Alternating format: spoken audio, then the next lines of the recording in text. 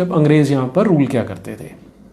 आज से लगभग 100 साल पहले हड़प्पा और मोहनजोदाड़ो की डिस्कवरी हो गई, उनको खोद के निकालना शुरू कर दिया। अब अंग्रेज़ों के लिए एक प्रॉब्लम आ गई। वो प्रॉब्लम ये थी कि हड़प्पा और मोहनजोदाड़ो जिस संस्कृति का, जिस सिविलाइजेशन का को रिप्रेजेंट कर रहे थे, वो फिर से बहुत एडवांस थी। अगर आप हड़प्पा की जो टाउन प्लानिंग है उसे देखेंगे तो आपको पता लगेगा कि यूरोप के उस टाइम के सारे शहरों से बहुत ज़्यादा एडवांस थी वो।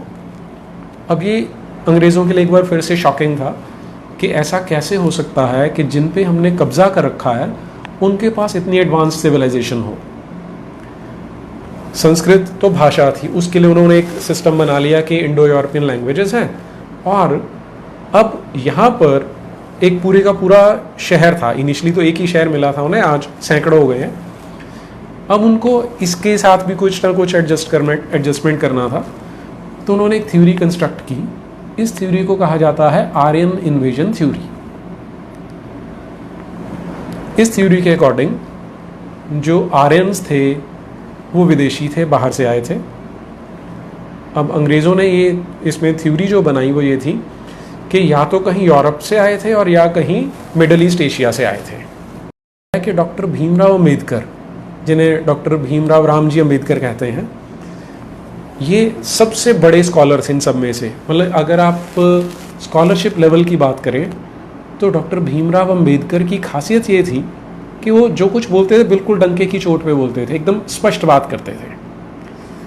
अब वो क्योंकि विदेश में पढ़ के आए थे तो उन्हें विदेशियों की जो स्कीम्स थी उनके बारे में काफ़ी हद तक पता था। तो उन्होंने आर्यन इन्वेजन थ्योरी के बारे में क्या बताया वो मैं आपके साथ शेयर करता हूँ। उन्होंने कहा कि वैसे ये जो वेस्ट के लोग हैं, जो पश्चिम के स्कॉलर्स हैं सॉरी, उन्होंने लिखा कि ये जो वेस्ट के स्कॉलर्स हैं वैसे इनकी स्कॉलरशिप पे कोई शक नहीं होता, बहुत मेहनत करते हैं, बहुत फैक्ट्स इकट्ठे करते हैं और फिर उस बेसिस पर ये स्कॉलरशिप को प्रूव करते हैं। लेकिन आर्यन इन्वेजन थ्योरी के केस में इनकी स्कॉलरशिप ज़ीरो है, 100% फेलियर है, क्योंकि यहाँ पर इन्होंने उल्टा काम किया है। नॉर्मली क्या होता है कि पहले तथ्य इकट्ठे किए जाते हैं, फैक्ट्स इकट्ठे किए जाते हैं, फिर उनके आधार पे ये बताया जाता है कि हमने क्या चीज़ निकाली, इसमें से क्या उसका निष्कर्ष है, वो थ्योरी बताई जाती है या वो तथ्यों के आधार पर एक परिकल्पना बताई जाती है। लेकिन आर्यन इन्वेजन थ्योरी के केस में बिल्कुल उल्टा है कि पहले अंग्रेज़ों ने थ्योरी बना ली, फिर फैक्ट्स को उठा के उसके अंदर फिट करना शुरू कर दिया। ये डॉक्टर अंबेडकर के अपने वर्ड्स हैं।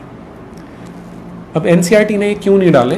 क्योंकि अगर वो ये सच डाल देंगे तो ये जो हमारे देश को तोड़ने वाली पॉलिटिक्स है, जो एजुकेशन के थ्रू, जो किताबों के थ्रू भी की जा रही है, वो ख़त्म हो जाएगी। इसलिए डॉक्टर साहब के, डॉक्टर भीमराव रामजी अम्बेडकर के ये विचार हमारे बच्चों को नहीं पढ़ने दिए जाते कभी भी। मैंने जब इस पे ऑब्जेक्शन रेज किया, मेरा ऑब्जेक्शन ये था कि आप हिस्ट्री पढ़ाते हैं तो हिस्ट्री का मतलब ये होता है कि जो हिस्टोरिकल फैक्ट्स हैं आप वो पढ़ाएंगे, झूठ नहीं पढ़ा सकते। तो ये मेरे पास एनसीईआरटी का जवाब आया, ये लगभग 200 पेजेस का उनका रिप्लाई है मेरे पास। मैंने उनसे कहा था कि आप ये जो पढ़ा रहे हैं ये आप झूठ पढ़ा रहे हैं, क्योंकि जो ज्योतिराव फूले थे वो एक क्रिश्चियन मिशनरीज के स्कूल में पढ़े हुए थे, इसलिए उनका भी ब्रेन वॉश था, उन्होंने आर्यन इन्वेजन थ्योरी को मान लिया। और जो रामास्वामी नाइकर था वो तो एक पॉलिटिशियन था, और वो भी बड़े घटिया लेवल का पॉलिटिशियन था, कि ये लोग आर्यन इन्वेजन थ्योरी को बता रहे थे तो इनकी तो वैसी समझ कम थी, ये तो कभी भी सच बता ही नहीं पाए, क्योंकि इनके पास सच था ही नहीं। तो आपने इनको बताया लेकिन बाबा साहब को नहीं बताया, ऐसा क्यों?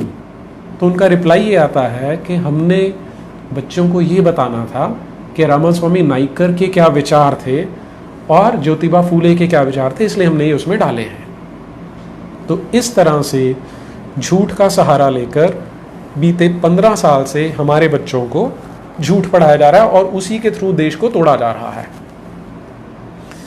आप एक और चीज़ कभी नोटिस करके देखिएगा, हाँ, यहाँ पर किसी का मैसेज आ रहा मेरे पास कि डॉक्टर बी आर अम्बेडकर की कौन सी किताब है, बाबा साहब की किताब है हु वर द शूद्रास, उसमें उन्होंने इसका उल्लेख किया है कि ये जो आर्यन इन्वेजन थ्योरी है। और मेरी भी जो किताब है ब्रेन वॉश रिपब्लिक, उसमें भी मैंने इसको कोट करके बताया है कि डॉक्टर बी आर अम्बेडकर ने ये कब कहा था और कहाँ पर कहा था।